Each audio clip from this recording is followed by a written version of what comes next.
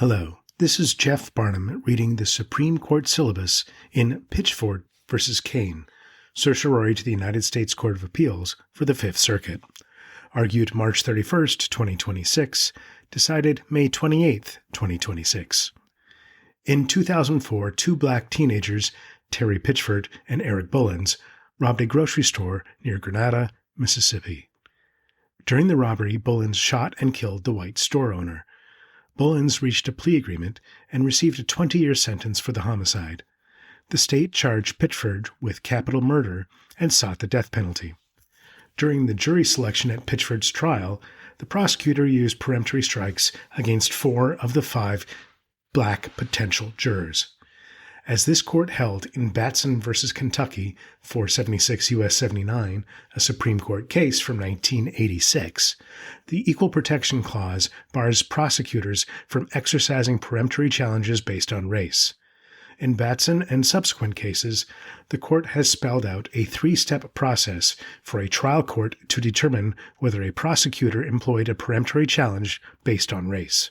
Here, Pitchford's counsel raised an objection under Batson and made a prima facie showing that the strikes of the 4 black jurors were based on race. Step 1. The trial court asked the prosecutor for race-neutral reasons for each strike, and the prosecutor offered reasons. Step 2. The trial court declared the prosecutor's stated reasons to be race-neutral, but the trial court did not afford defense counsel an opportunity to rebut the prosecutor's race-neutral reasons as pretextual, Step 3, nor did it make any findings regarding whether the prosecutor's stated reasons were pretextual. At the close of jury selection, defense counsel sought to raise the Batson issue again, but the trial court twice cut off defense counsel. The impaneled jury, consisting of 11 white jurors and 1 black juror, convicted Pitchford of capital murder and sentenced him to death. On direct appeal, the Mississippi Supreme Court concluded that Pitchford had waived his Batson objection by not arguing to the trial court that the prosecutor's proffered explanations were pretextual. Pitchford later filed a habeas corpus petition in U.S. District Court, applying the applicable standard to obtain federal habeas relief under the Antiterrorism and Effective Death Penalty Act of 1996, the district court concluded that the Mississippi Supreme Court had unreasonably applied Batson and had unreasonably determined that Pitchford waived his Batson objection. The district court explained that no state court had conducted the full 3-step Batson inquiry, and that the trial court had thwarted the attempt by Pitchford's counsel to argue pretext. The Fifth Circuit reversed the district court, concluding that the Mississippi Supreme Court's waiver finding was reasonable. Held, the Mississippi Supreme Court unreasonably applied the clearly established Batson precedents and unreasonably determined that Pitchford waived his opportunity to rebut the prosecutor's asserted race-neutral reasons for the peremptory strikes of 4 black prospective jurors. The job of enforcing Batson rests first and foremost with trial judges. The bedrock principle that a party ordinarily must raise an objection in the trial court in order to preserve the issue for appeal applies in the Batson context. But here, the Mississippi trial court erroneously omitted Batson's 3rd step.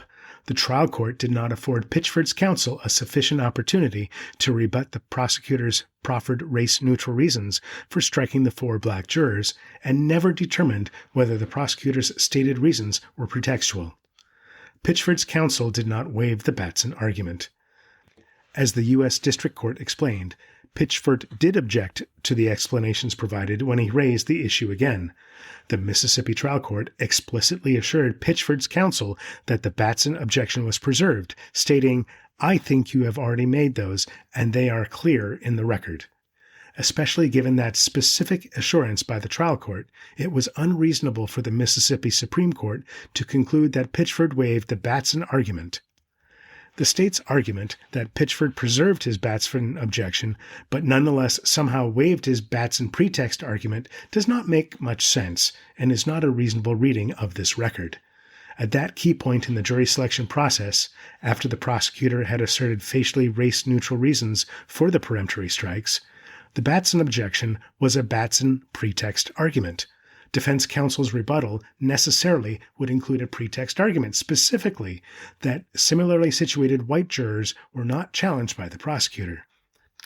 If allowed to continue, Pitchford could have argued that the prosecutor did not challenge white jurors similarly situated to the challenged black jurors, which is precisely what Pitchford's post-trial motion later did argue. In this case, the ordinary trial court procedure for resolving Batson claims at Step 3 never occurred, notwithstanding the repeated efforts of Pitchford's counsel to pursue and preserve the Batson objection.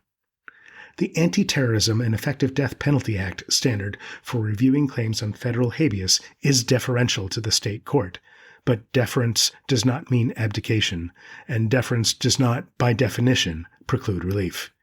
In light of the entire record in this case, the court agrees with the U.S. District Court that the Mississippi Supreme Court unreasonably applied the clearly established Batson precedents and unreasonably determined that Pitchford waived his opportunity to rebut the prosecutor's asserted race-neutral reasons for the peremptory strikes of 4 prospective black jurors. Reversed and remanded. Justice Kavanaugh delivered the opinion of the court, in which Chief Justice Roberts and Justices Sotomayor, Kagan, and Jackson joined. Justice Gorsuch filed a dissenting opinion, in which Justices Thomas, Alito, and Barrett joined. Thank you for listening. Please help us by rating and reviewing this podcast wherever you get your podcasts. And make sure you subscribe so you can get all of the OT 25 decisions, especially those coming down in the busy month of June, automatically delivered to your device. If you wish to communicate with the podcast, please email us at scotusdecisions@gmail.com or click the link in the show notes. Thanks, and have a great day.